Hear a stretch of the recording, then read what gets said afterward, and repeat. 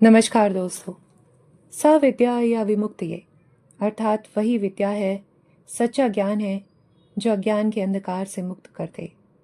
ऐसे ही एक ज्ञान की श्रृंखला को आरंभ करने का प्रयास करते इस चैनल में आप सभी का हार्दिक स्वागत है। ज्ञान का एक छोटा सा दिया भी ऐसे ही चेन रिएक्शन को आरंभ कर सकता है जो युगों युगों तक नहीं रुकती। आज से 2500 वर्ष पूर्व भगवान बुद्ध ने ऐसे ही ज्ञान की एक श्रृंखला आरंभ की, जिसकी ज्योति आज भौतिकवाद के पीछे विक्षिप्त होकर भागते मानव समाज को तुरंत परम शांति प्रदान करती है।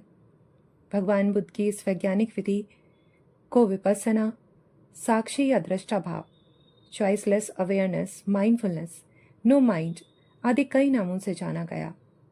इसकी उपयोगिता इतनी है कि आज अमेरिका जैसे चरम भौतिकवादी देश की लगभग 44% कंपनियां अपने एम्प्लॉइज को माइंडफुलनेस की ट्रेनिंग दे रही हैं। यही नहीं, यूरोप के बहुत से देश भी अपने स्कूल्स और कॉलेज के सिलेबस में माइंडफुलनेस को शामिल कर रहे हैं।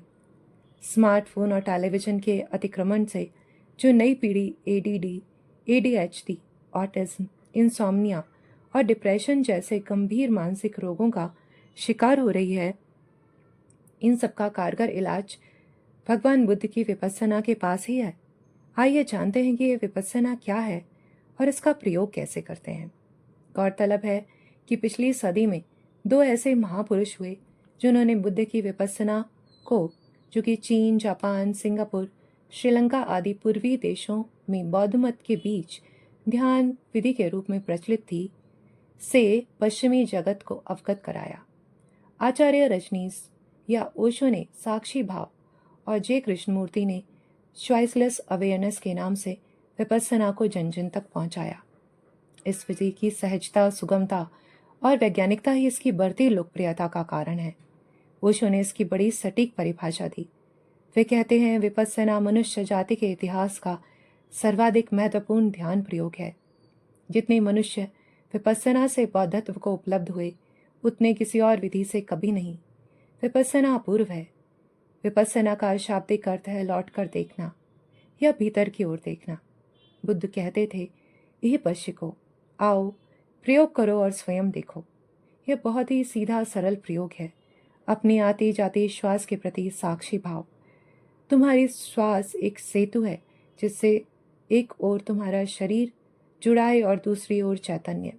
यदि तुम श्वास को ठीक से देखो तो पाओगे कि तुम श्वासों से अलग हो, और जो श्वासों से अलग हो गया वह शरीर से तो अलग हो ही गया, क्योंकि शरीर सबसे दूर है, फिर श्वास है, फिर तुम हो। शरीर से छूटो, श्वास से छूटो तो शाश्वत का दर्शन होता है। विपස්සना की विधि प्राणायाम के बिल्कुल विपरीत है। इसमें प्रत्यय, नियम, यम, आहार विहार कुछ नहीं चाहिए।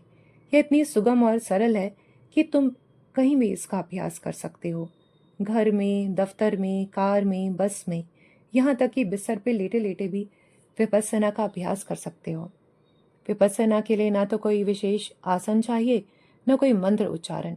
तुम तो बस बैठ जाओ, अपनी श्वासों को जैसे भी हैं उबड़ खाबड़, दौड़ती भागती, बस देखना शुरू कर दो। जैसे कोई राह चलते यात्रियों को देखे या नदी तट पर बैठकर नदी की तरंगों को देखे। धीरे धीरे सांसें खुद शांत होने लगेंगी। अनुभव करो श्वास के नासापुटों के भीतर आने का ठंडा अनुभव, फेफड़ों का फैलना, फिर क्षण भर को सब रुक जाना। फिर अनुभव करो श्वास के नासापुटों से निकलने का गर्म अनुभव, फेफड़ों का सिकुड़ना, और फिर क्षण भर को सब रुक जाना, फिर नई श्वास का आना।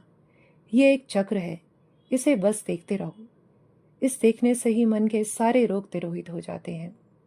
फिर एक दिन तुम पाओगे कि मैं मन भी नहीं, शरीर भी नहीं और श्वास भी नहीं। फिर मैं आखिर कौन हूँ, यह तुम जान तो लोगे, पर इसका कोई उत्तर नहीं दे पाओगे। फिर तुम दूसरे ही व्यक्ति हो जाओगे। जैसे जैसे विपස්සना तुम्हारे जीवन में फैलती जाएगी, तुम और ही ज्योति से भरते जाओगे। तब हिंदू, मुसलमान, सिख, ईसाई, बौद्ध, जैन आदि मान्यताओं और विश्वासों से ऊपर उठ जाओगे और पाओगे कि तुम ये सब नहीं, बल्कि परमात्मय हो। इस अखिल ब्रह्मांड में कुछ भी जानने योग्य नहीं, बस एकमात्र यही अनुभव जानने को तुम मनुष्य हुए हो। आशा है कि ये जानकारी आप सभी को पसंद आई होगी। धन्यवाद।